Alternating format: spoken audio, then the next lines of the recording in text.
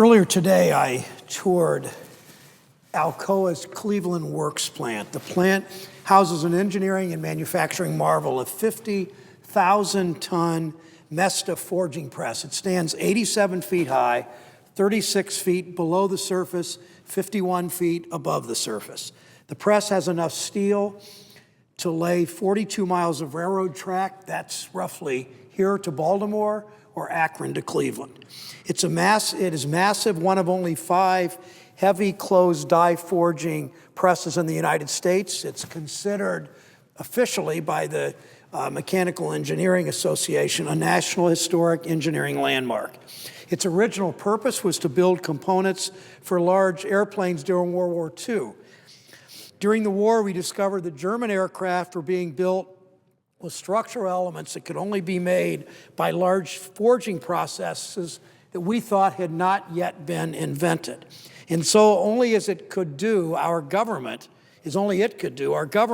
through the Air Force, initiated the heavy press program to compete with the Germans and to show that advanced manufacturing matters to our country.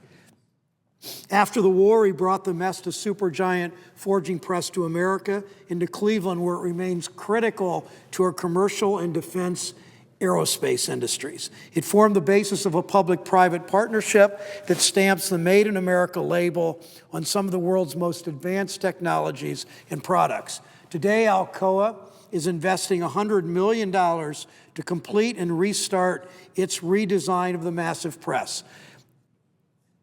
Alcoa invested in America, and it's an investment in Ohio manufacturing. It shows the company's ability to leverage public resources to meet industrial-based needs as well as commercial demands of the market. It's for our national security, and it's for our domestic security to build a middle class. It's an example of how partnerships can still pay dividends 6 decades later, and will do so with continued investment for decades to come. At the time, it was about our national pride and need in times of war. Today, it's about creating and retaining jobs. It's about showing that manufacturing is about building things. It's about innovation. Manufacturing is about high-tech production. It's sophisticated engineering. It's advanced technologies. And it remains a ticket to the middle class.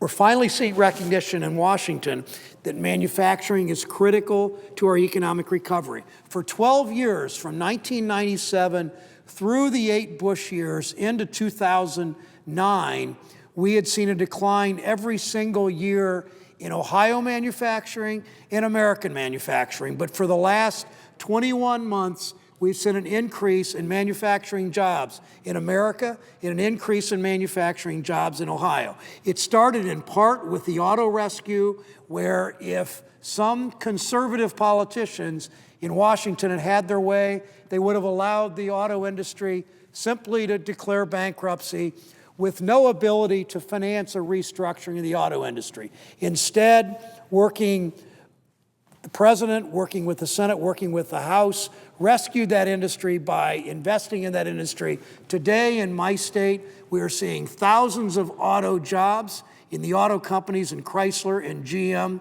themselves, jobs that wouldn't have been there if we hadn't done the auto rescue.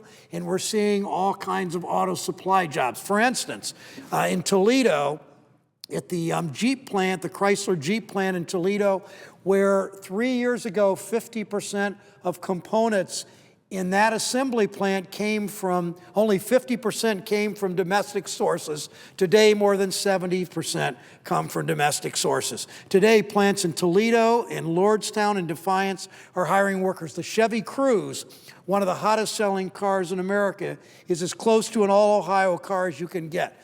The engine is made in Defiance. The transmission is made in Toledo.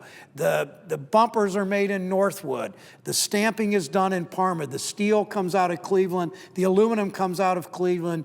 Part of the sound system comes out of Springboro. The assembly is in Lordstown. Thousands and thousands of auto worker jobs, tens of thousands of jobs of auto suppliers, supplying the Cruze, supplying Honda, supplying the Jeep plant in Toledo, supplying the Ford plant in Avon Lake.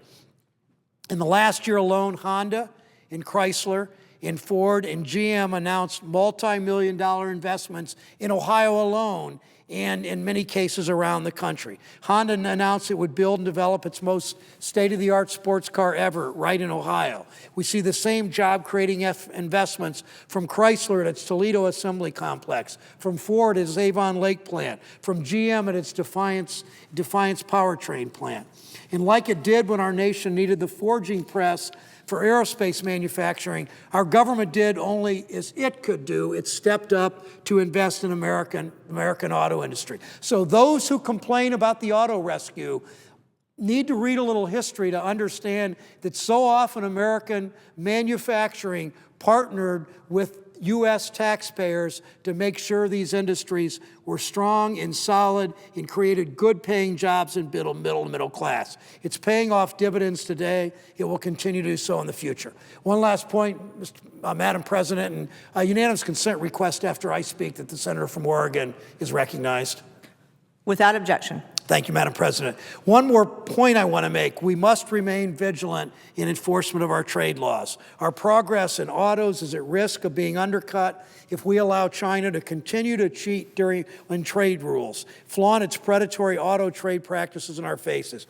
Only 10 years ago, our trade deficit in auto parts with China was only about $1 billion. That has grown 800% to about $9 to $10 billion.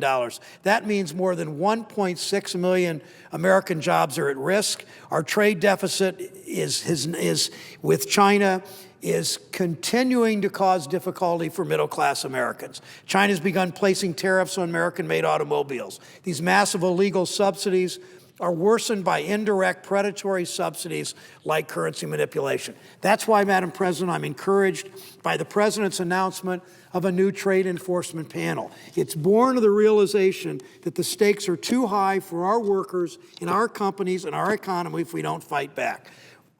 We need an all-hands-on-deck approach among USTR, the trade rep, the State Department, the Commerce Department to be involved, to be more aggressive, especially by initiating more trade cases. And Madam President, I know from representing Ohio in the United States Senate since 2007, I know what trade enforcement laws do. Trade enforcement by the Commerce Department and the International Trade Commission against China cheating created jobs in Lorain, Ohio in the steel industry, created jobs in Findlay, Ohio in the tire industry, created jobs in paper in other industries around the state, and, Madam President, resulted in a new steel mill, V&M Star Steel in Youngstown, Ohio, where about 1,000 building tradespeople are building that plant, and 500 or 600 workers, steel workers, will be working in that plant that manufactures oil country tubular steel. Jobs that would have been in China if the President of the United States and the Commerce Department and the International Trade Commission had not enforced trade laws. That's why that matters. That's why the new trade enforcement panel that the President is setting up, it's part of his budget, is so very, very important for the future of our national security and for the future of the middle class in our great country. Madam President, I yield the floor.